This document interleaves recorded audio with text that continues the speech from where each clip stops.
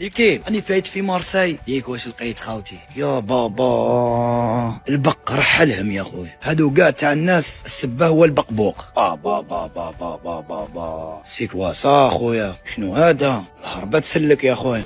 وزارة الصحة المغربية تلقت إنذارا من قبطان باخرة سافرت من مدينة مارسيليا جنوب فرنسا نحو ميناء طنجة في المغرب. هذا القبطان في هذه الباخرة اشتبه بوجود البق على متن الباخرة. مصالح المراقبة الصحية بميناء طنجة قامت بتفتيش دقيق لجميع مكونات السفينة وحمولتها والأماكن العامة على متنها، وبينت نتيجة التفتيش عدم وجود أي حشرة على متن السفينة بما في ذلك بق الفراش.